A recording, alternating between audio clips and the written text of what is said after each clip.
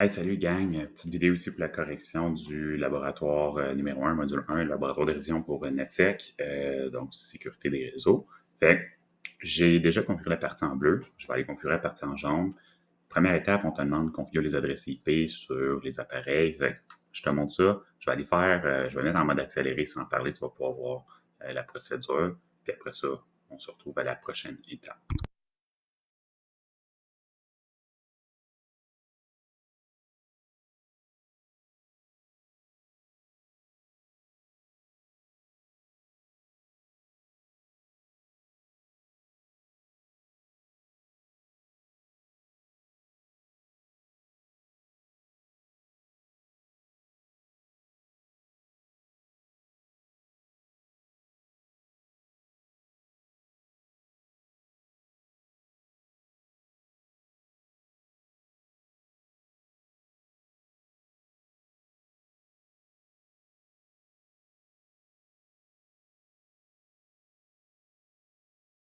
Alright.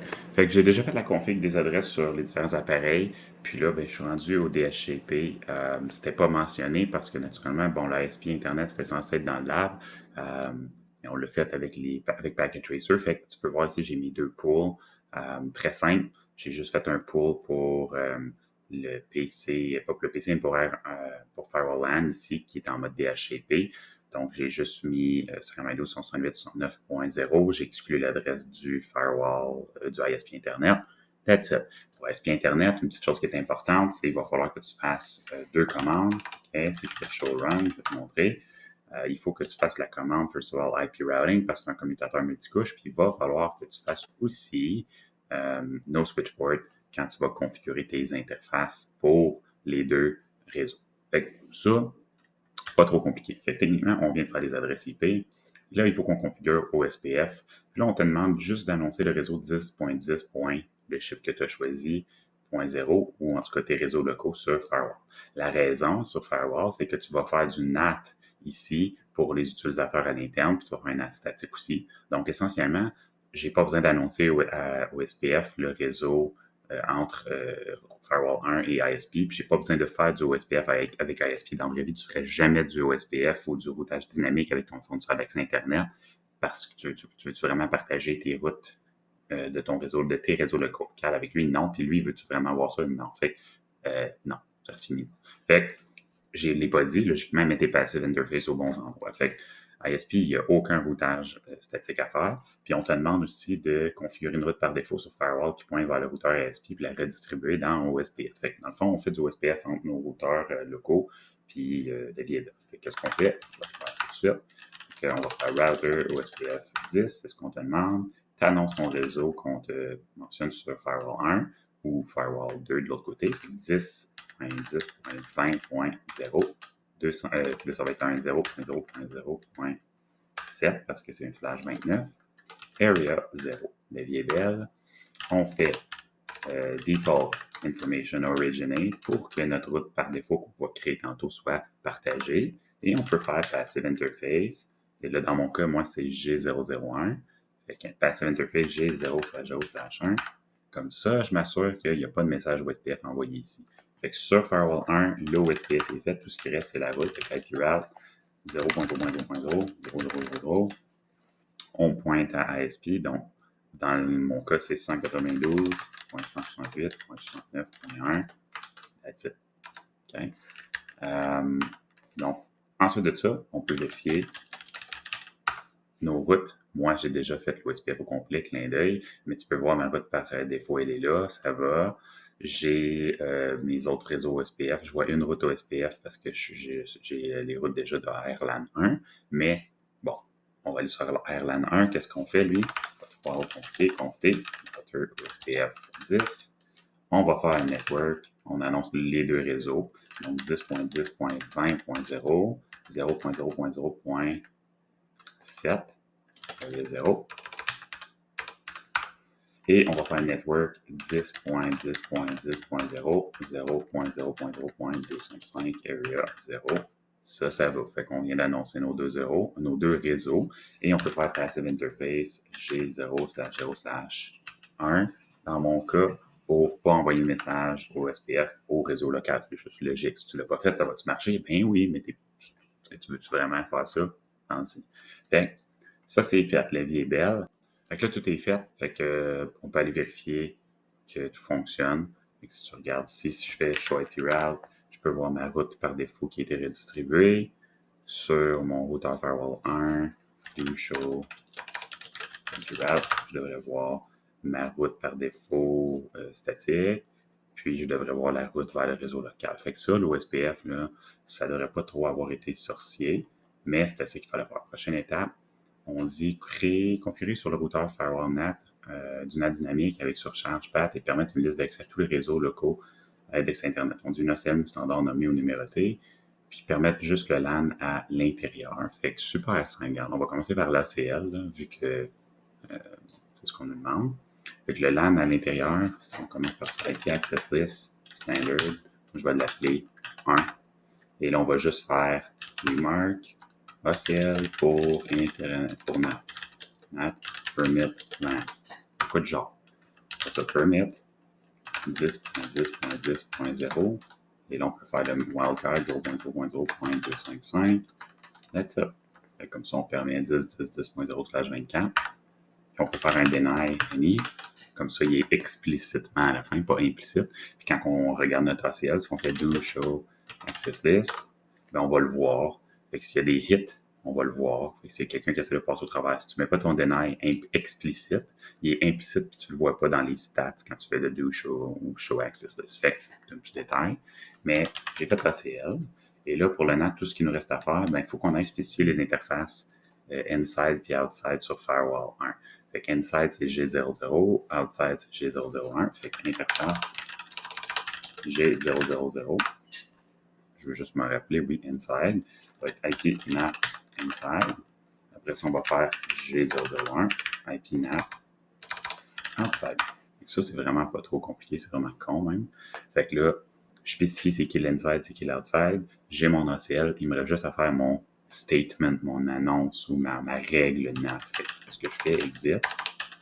IP NAT inside source list 1, c'est le nom de notre liste. Interface, c'est pas un pool, on a dit c'est du NAT pour l'Internet, là, tu sais, là, c'est un NAT Port Address Translation, un PAT.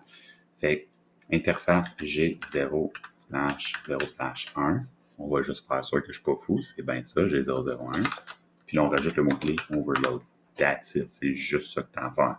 En faisant ça, ben, je permets aux gens de quitter et d'aller sur l'Internet. Fait que ça, l'énoncé, il est respecté, configuré sur le firewall NAT, dynamique, blablabla, permet juste le LAN à l'intérieur. La vie est belle. On peut le tester maintenant. Ben, on ne peut pas le tester tout de suite parce qu'on n'a pas fait le DHCP, mais techniquement, on va pouvoir vérifier que ça fonctionne et que les gens y ont accès après. Une fois qu'on a fait ça, on dit configure sur le routeur firewall NAT statique pour le serveur avec l'adresse globale qu'on te donne ici. Même chose pour l'autre serveur. Demandez au proc c'est quoi le X et le Y. Avec l'adresse globale, c'est 192 168.x.200 192 168.x. Fait que nous, c'est 69. Fait qu'est-ce qu'on va faire? On va juste faire ça comme ça. IP NAT inside source statique. Et là, on va dire c'est quoi l'adresse, fait que 10.10.10.100. Et là, c'est quoi l'adresse globale? Fait que là, on a dit, ici, ça va être 192.168.x, là, dans le fond, là, fait que c'est le chiffre qu'on a ici, fait que moi, c'est 69, fait que 192.168.69, c'est ça que j'ai choisi. Fait que toi, tu choisissais mieux ce que tu voulais, vu que je ne vous l'ai pas dit. Puis, on disait .100, si je me rappelle bien, .200. Et that's it. Fait qu'une fois que ça c'est fait, on peut aller vérifier que ça fonctionne. Fait que ce qu'on peut faire, c'est on peut juste faire un ping, disons. OK, on va l'essayer. Ping. Puis on peut essayer de faire un ping à l'adresse de notre ISP, fait que 192.168.69.1. Ça devrait marcher après un petit bout de temps. Tu vois, ça a marché, ça a juste pris un peu de temps. Fait que si ça marche le ping, ça veut dire que le NAT a fonctionné. Pourquoi? Ben parce que si tu vas sur ISP et que je fais la commande suivante, ISP enable show IP route. Si tu regardes mon IP route, là, j'ai aucune route. Tout ce qu'il connaît, c'est les deux réseaux locaux de gauche puis de droite. Fait qu'il connaît Firewall 1, il connaît Firewall 2 parce qu'ils sont dans le même réseau, mais il ne connaît pas 10, 10, 10, 10, il ne connaît pas 10, 10, 40, il ne connaît pas les réseaux locaux. Fait que mon app marche. Sinon, c'est sûr qu'une autre méthode de dépannage un petit peu plus intelligente, ça serait pas sur R1LAN, mais sur Firewall LAN, c'est lui qui a le NAT. Ben, on peut juste faire, OK, exit, show, NAT, show IP NAT, translation. Comme ça, on peut voir. Fait que là, tu peux voir que j'ai une traduction 522.168.69.200, 10, 10, 10, 100. Ça fait du sens. Je peux aller faire choix PNAT statistique si je veux voir les stats. Fait que combien qui ont réussi, combien qui n'ont pas marché. Fait que ça peut m'aider à tester ça. Une fois que ça c'est fait, on sait que ça fonctionne, la vie est belle, ben on peut passer à la prochaine étape. Fait qu'on devait ensuite de ça configurer le routeur firewall comme serveur DHCP pour le réseau local, puis pas oublier de mettre le IP helper au bon endroit. Je suis fin, hein? On a même laissé ça là dedans. Fait que on va aller sur firewall 1, puis on va aller faire le DHCP. C'est super compliqué. Qu'est-ce qu'on fait? Ben, conft. Puis, on te dit, on veut qu'il soit le serveur DHCP pour le réseau local. Il faut exclure les adresses .1 et .100. Fait qu'avant même de faire le cours, je vais faire IP DHCP, excluded address, 10.10.10.1, 10.10.10.100. Comme ça, j'exclus la plage d'adresses mentionnée avant même de faire le cours. IP DHCP pour R1, je l'appelle comme le nom de réseau, network 10.10.10.0. 255, 255, 255.0. Ça, la vie est belle. Default router, 10.10.10.254. DNS server, 8.8.8. C'est ce qu'on t'en demande. Fait, on a mis le default router, on exclut les adresses.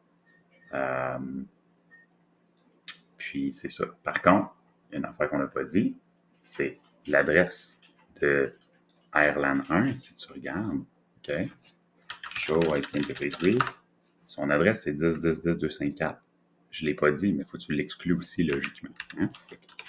Zip, IP, DHCP excluded address, 10.10.10.254. Fait qu'il fallait exclure cette adresse-là aussi logiquement compte tenu de l'adresse qu'on utilisait sur le routeur. Si tu ne l'as pas fait, ça va-tu marcher? Sûrement, mais dans la vraie vie, si tu as besoin de plus d'IP, ça ne va plus marcher à manuel. Fait on peut vérifier que ça marche maintenant. On va aller sur notre PC DHCP. Puis là, ah shit, ça marche pas. Bon, pourquoi? Il manque mon IP helper. Fait que ça, RLAN 1, il fallait publier l'IP helper, conft. Int, on va aller sur l'interface en question, G001. G0/0/1. IP helper. Là, on se rappelle, l'IP helper, c'est de la base, mais tu pointes à l'adresse du routeur ou du serveur DHCP. Nous, dans notre cas, si on regarde la topo, l'adresse, ça va être 10.20.1. That's it.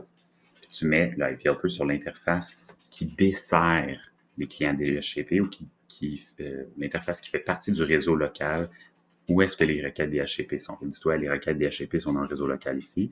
L'interface G001 de RLAN 1 puis G001 de RLAN 2 ont besoin du IP helper pour relayer les requêtes DHCP au serveur DHCP. Ouf! Je retourne sur le PC. Puis là, la vie devrait être belle. Bing, bing, bang. Je devrais avoir un IP. Et voilà, 10.10.10.101, j'ai mon gateway, j'ai mon serveur DNS, la vie est belle. Puis on peut même à Start tester le ping, parce que là, on a du NAT, toute la vie est belle. Avec ping, on peut faire 522.168.69.1. Ça devrait marcher. Ben oui, ça marche. Puis là, ben, si je vais sur Firewall 1, puis que je fais Show IP NAT Translation, ben là, je devrais voir 522.168.2 qui est l'adresse qui a été utilisée, 10.10.10.101 pour un ping. 10.10.10.101, c'est le PC qui vient de pinguer. Fait que ça fait du sens, le NAT fonctionne, la vie est belle.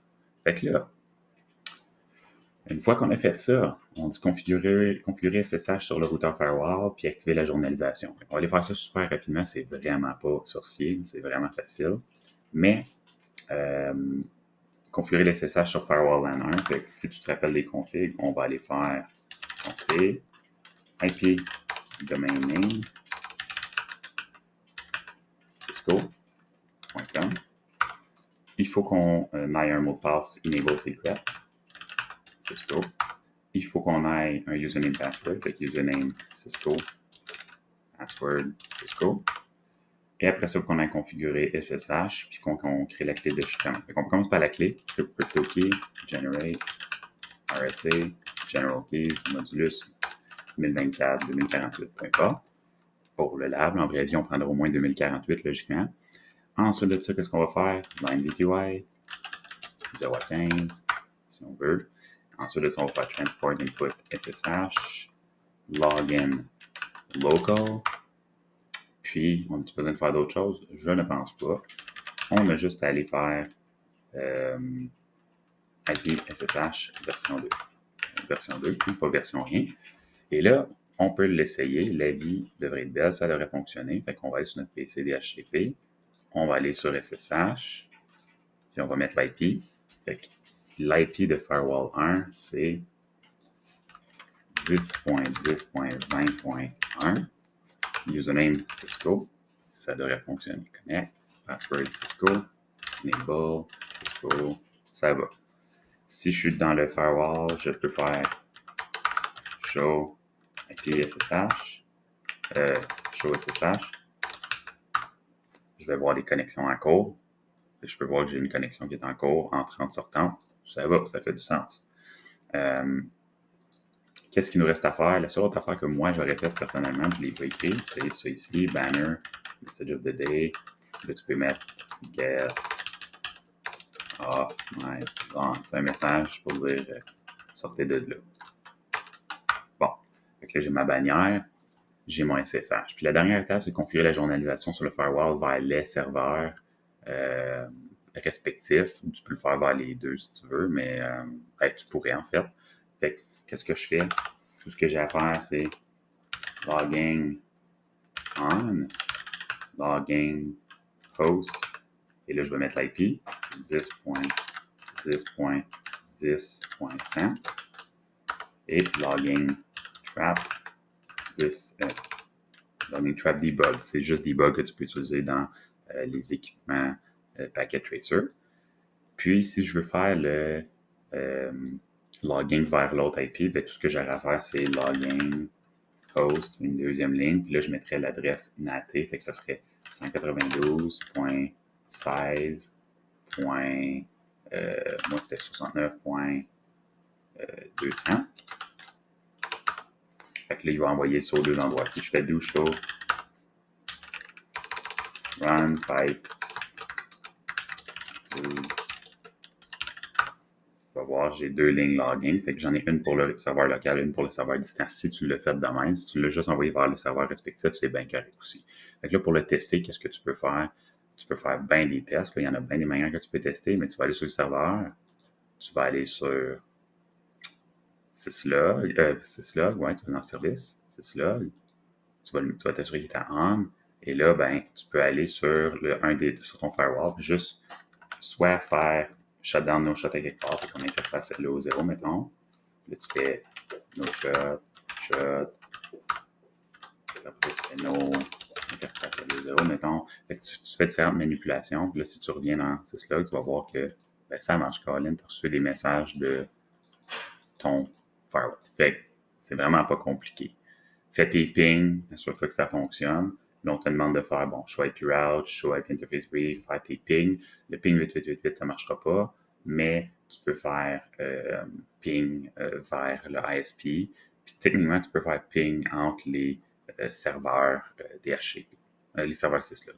Fait que c'était vraiment pas trop sorcier. Le seul affaire qui ne pouvait pas marcher, c'était le ping 8888. Si tu voulais le faire, il fallait que tu aies une interface loopback, peut-être sur ISP. Tu sais, techniquement, tu aurais juste pu faire ça comme ça, confier, interface LO 0.